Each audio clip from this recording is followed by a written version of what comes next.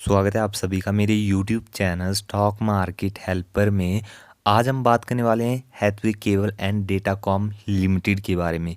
जानेंगे कब रिकवरी आएगी शेयर प्राइस में। इसके अलावा मोस्ट इम्पॉर्टेंट इवेंट नज़दीक आ रहा है, कौन सा, क्वार्टर 4 रिजल्ट्स डेट्स निकल के आ चुकी है। बताऊंगा मैं आपको कब कंपनी जो है अपने क्वार्टर 4 के रिजल्ट्स लेके आने वाली है, और अगर क्वार्टर 4 के रिजल्ट्स अच्छे रहते हैं तो क्या रिकवरी आ सकती है शेयर में, वो भी आपको आज की वीडियो में क्लियर करने वाला हूं। तो चलिए वीडियो की शुरुआत कर लेते हैं। उससे पहले अगर आपने चैनल सब्सक्राइब नहीं किया है तो प्लीज़ चैनल को ज़रूर सब्सक्राइब कर लीजिए। इसके अलावा अगर आपने डीमेट अकाउंट अभी तक नहीं खुलवाया है तो लिंक आपको नीचे डिस्क्रिप्शन में मिल जाएगा, जाके आप डीमेट अकाउंट खुला सकते हो और ट्रेडिंग और इन्वेस्टिंग शुरू कर सकते हो। तो चलिए शुरुआत करेंगे हम चार्ट पैटर्न से, उसके बाद देखेंगे बाकी की चीज़ें। यहाँ पर आप देखोगे तो हमारे पास है 1 ईयर का चार्ट पैटर्न, और उससे पहले शुरुआत करेंगे हम 1 वीक के चार्ट पैटर्न से। 1 वीक में आप देखोगे वीक के शुरुआत में अच्छी खासी तेज़ी थी, लेकिन वापस से जो शेयर ऊपर के लेवल पे टिक नहीं पाता है, सस्टेन नहीं कर पाता है, कंसोलिडेट करता हुआ नीचे आता है। बहुत टाइम से लगातार हमें यही देखने को मिल रहा है, ऊपर के लेवल पे नहीं सस्टेन करेगा। यहाँ पर देखोगे आप तो लगभग 2.17% के नेगेटिव रिटर्न दिए हैं विद इन 1 वीक। अब यहाँ पर आप देखोगे 1 मंथ का चार्ट पैटर्न। मंथ के शुरुआत में गिर रहा था स्टॉक, लगातार फॉल दिखा रहा था, लेकिन आप देखोगे मार्च 27 को रिकवरी शुरू हो चुकी थी। रिकवरी भी अच्छी खासी थी, लेकिन वापस से वही सिनेरियो बना, एक हाई बनाया, उसके बाद फिर से गिरावट का सिलसिला, लगभग 7.5% से ज़्यादा के नेगेटिव रिटर्न दिए हैं 1 मंथ में। अब बात करेंगे 1 ईयर की। 1 ईयर में आप देखोगे तो 1 ईयर में भी कुछ खास रिटर्न्स नहीं बनी है, लगातार फॉल देखने को मिला है। 21 रुपये से आज स्टॉक आ चुका है 13 रुपये 50 पैसे पर, यानी आप मान के चलोगे तो लगभग 30% से ज़्यादा के नेगेटिव रिटर्न इसने विद इन 1 ईयर अपने शेयर होल्डर्स को दिए है। तो कहीं ना कहीं देखोगे आप तो 1 वीक में भी कोई अच्छी परफॉर्मेंस नहीं है, 1 मंथ में भी कुछ अच्छी नहीं है, 1 ईयर में भी हमें नेगेटिव रिटर्न्स देखने को मिले। अब बात करें 5 ईयर के चार्ट पैटर्न की। 5 ईयर में आप यहाँ पर देखोगे तो सेम सिनेरियो, नेगेटिविटी, तो कहीं ना कहीं यहाँ पर भी हमें नेगेटिव रिटर्न देखने को मिले। आप देखोगे 2020 में अच्छी तेज़ी दिखाई थी, हाई बनाया था 57 का। बहुत सारे इन्वेस्टर खुश हो गए थे कि अब ये शेयर अच्छा करेगा, 100 रुपये के लेवल्स को बताएगा। बहुत सारे इन्वेस्टर, रिटेल इन्वेस्टर ऊपर के लेवल्स पे एंट्री ले ली थी इस चक्कर में, लेकिन आप देखोगे तो शेयर सस्टेन ऊपर के लेवल्स पे बिल्कुल भी नहीं कर पाया था। 57 का हाई बनाया, उसके बाद देखोगे आप तो सीधा क्रैश होकर शेयर नीचे आ गया था। जिन्होंने ऊपर के लेवल पे एंट्री ली वो आज भी फंसे हुए हैं, उनकी आज भी वो एग्जिट नहीं कर पा रहे, क्योंकि बहुत बड़ा लॉस उनके पोर्टफोलियो में देखने को मिल रहा है। तो यहाँ से आज के डेट में आप देखोगे तो 66% के नेगेटिव रिटर्न, या आप कह सकते हो क्रैश हो चुका है शेयर कहीं ना कहीं। चलिए आगे बढ़ेंगे।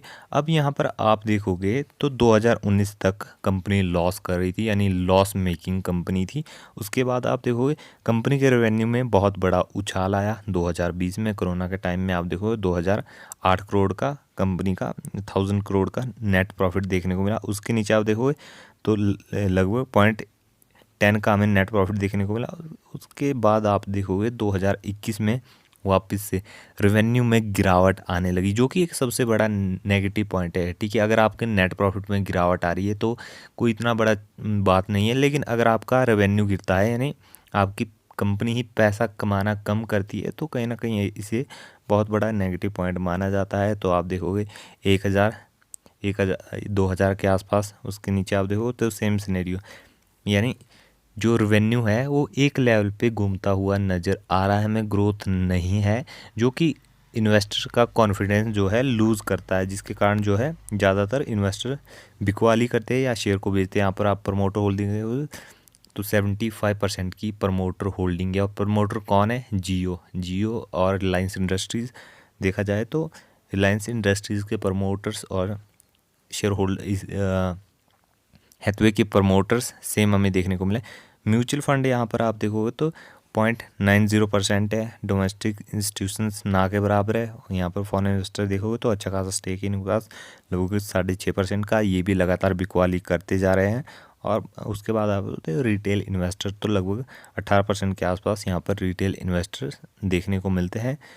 यहाँ पर आप देखोगे तो जो कंपनी है हैथवे केबल्स है वो पेरेंट कंपनी, और उसकी जो आप देखोगे जो सब्सिडरीज या एंटिटीज़ आप इन कह सकते हो, तो इसकी हमें लगभग 9 एंटिटीज़ देखने को मिल रही है। इनका जितना भी प्रॉफिट और रेवेन्यू आता है वो हमें जो है हैथवे केबल के बैलेंस शीट में देखने को मिला है। तो कहीं ना कहीं ये जितनी भी कंपनियां कमाई करती है तो डायरेक्ट फ़ायदा होता है हैथवे को। इसके अलावा जॉइंट वेंचर्स आप देखोगे तो लगभग 19 जॉइंट वेंचर्स है, और एसोसिएट देखोगे तो लगभग 3 एसोसिएट्स हमें कंपनी के देखने को मिलते हैं।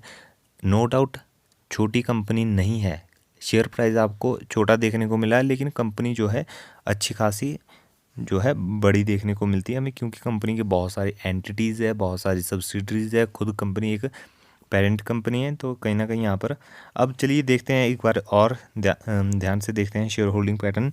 तो यहाँ पर आप देखोगे जो FIs है, फॉरेन इंस्टीट्यूट इन्वेस्टर्स, तो ये लगातार बिकवाली कर रहे हैं। आप देखोगे यहाँ पर 7% से 6.5%। उसके नीचे DIs देखोगे तो DIs भी अपना जो है स्टेक कम कर रहे हैं, शेयर्स लगातार बेचते जा रहे हैं।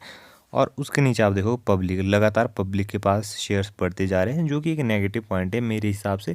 लेकिन फ्यूचर में अगर कंपनी अच्छे नेट प्रॉफिट्स शो करती है, अच्छे रेवेन्यूज़ में ग्रोथ आती है, प्लस किसी और बिजनेस में कंपनी इन्वेस्ट करती है, देखिए और बिजनेस में इन्वेस्ट करना ही पड़ेगा, क्योंकि जो सेक्टर है वो एक डिक्लाइन सेक्टर है। क्योंकि देखा जाए तो कंपनी का जो बिज़नेस है वो लगातार कम होता जा रहा है। और चलिए अब बात करते हैं Q4 के रिजल्ट्स की, कब Q4 के रिजल्ट्स आएंगे और क्या क्या हमें देखने को मिल सकता है।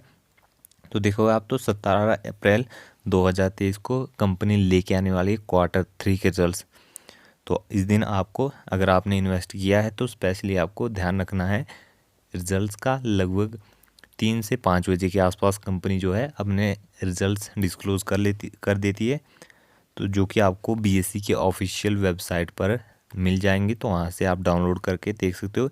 इसके अलावा यहाँ पर आप देखोगे तो कंपनी जो है अपने Q4 के रिजल्ट्स लेके आएगी, तो यहाँ पर हमें अगर कंपनी के रेवेन्यूज़ में ग्रोथ आती है, नेट प्रॉफिट में ग्रोथ आती है, अगर इसके अलावा कंपनी डिविडेंड भी पे करती है, तो यहाँ पर तेज़ी बनने के चांसेस बहुत ज़्यादा हैं। अगर इनमें तेज़ी, अगर प्रॉफिट्स में हमें उछाल नहीं देखने को मिलता, रेवेन्यूज़ नहीं बढ़ते हैं, तो यही सिनेरियो आपको दोबारा से देखने को मिल सकता है। क्योंकि देखा जाए तो कहीं ना कहीं लगातार गिरावट तो बनी हुई है। अभी तो जो बुक वैल्यू है उससे भी शेयर आधा हो चुका है।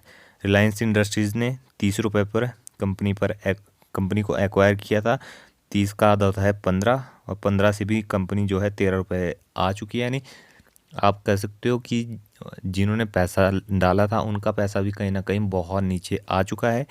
हो सकता है प्रमोटर्स कोई अच्छा फैसला, कोई नए बिजनेस में इन्वेस्ट करने का फैसला लेते हैं, इस कंपनी के साथ मर्ज करते हैं या जियो के साथ इसे मर्ज करते हैं, रिलायंस इंडस्ट्रीज़ के साथ मर्ज करते हैं, तो कहीं ना कहीं शेयर होल्डर्स को वहाँ पर फ़ायदा मिल सकता है।